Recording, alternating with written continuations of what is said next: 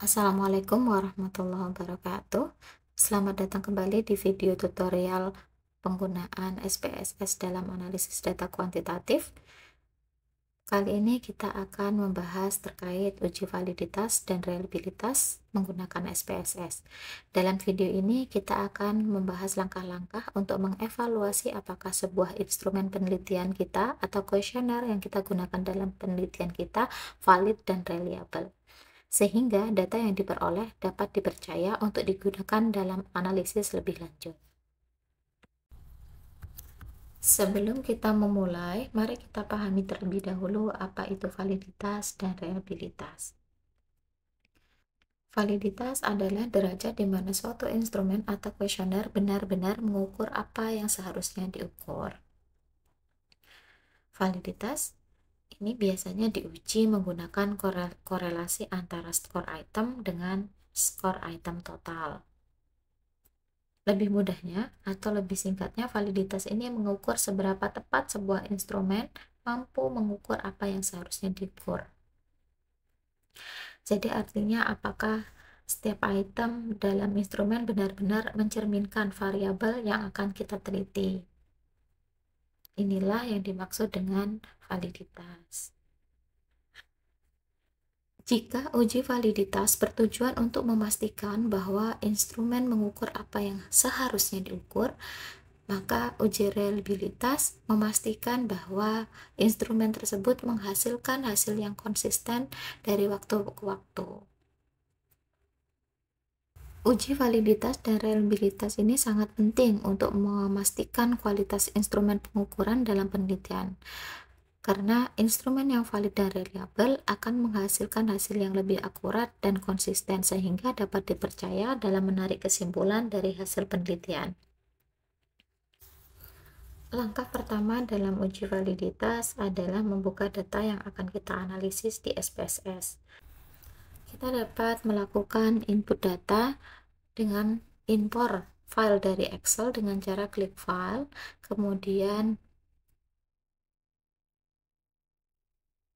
pilih open, kemudian pilih data, pada file of type pilih type Excel, kemudian pilih data yang akan kita gunakan, klik open. Pada sheetnya lebih diperhatikan, lalu klik OK. Maka akan muncul data yang telah kita buat tabulasinya di Excel.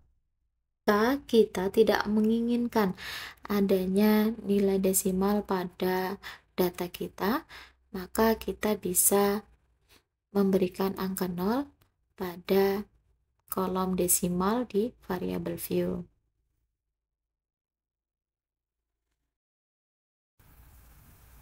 Langkah-langkah dalam melakukan uji validitas adalah dengan klik menu Analyze, pilih Correlate, lalu pilih Bivariate, lalu masukkan kolom item pada kolom variabel, masukkan keseluruhan hingga skor total. Pastikan memilih korelasi persen, kemudian klik OK. Pada output hasil analisis, yang harus kita perhatikan adalah korelasi antar item dengan total item atau total skor item. Hasil penghitungan R hitung atau R korelasi tadi kemudian akan kita bandingkan dengan R tabel. Cara membaca R tabel adalah dengan menentukan DF-nya atau degree of freedom. DF di sini untuk mencarinya menggunakan rumus N-2. N adalah responden sehingga 30 dikurang 2. Jumlah respondennya kan 30, jadi 30 dikurang 2 yaitu 28. Kemudian kita lihat pada tingkat signifikansi untuk uji dua arah 0,05, yaitu R tabelnya adalah 0,361.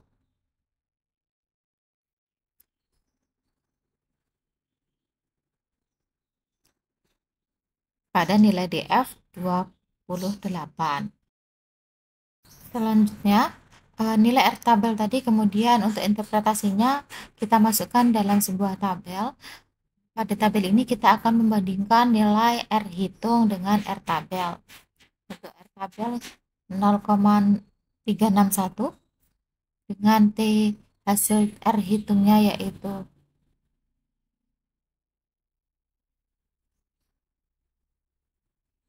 0,300, sehingga di sini akan kita bandingkan antara R hitung dengan R tabel. Untuk sebuah item dikatakan valid, maka R hitung harus lebih besar dari R tabel. Karena di sini R hitung lebih kecil daripada R tabel, maka item 1 atau pernyataan 1 pada variabel kontrol sosial di sini dinyatakan tidak valid.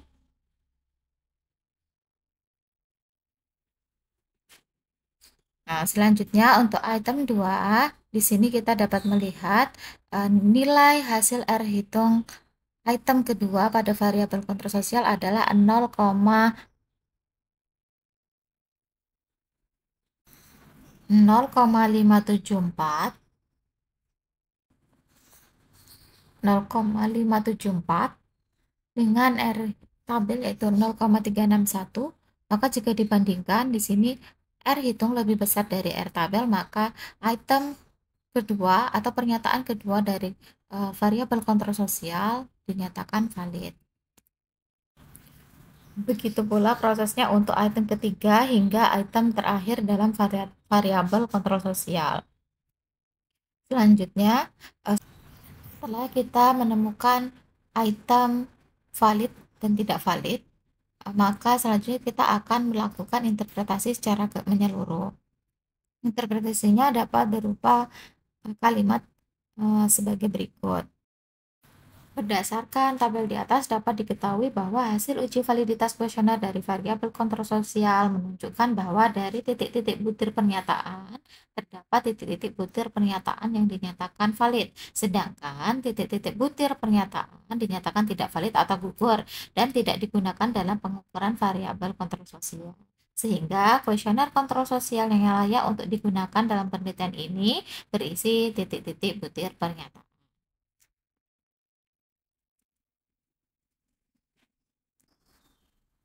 Setelah dilakukannya uji validitas, kita lanjutkan dengan uji reliabilitas menggunakan Cronbach Alpha.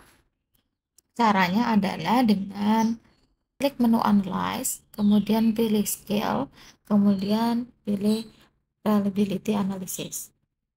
Masukkan item-item yang ingin diuji reliabilitas pada kolom item. Dalam hal ini, untuk item total tidak kita masukkan, serta item-item yang dinyatakan tidak valid juga tidak dimasukkan. Pada variabel kontrol sosial ini ada beberapa item yang tidak valid seperti item 5, kemudian item 15 dan 16 serta item 23.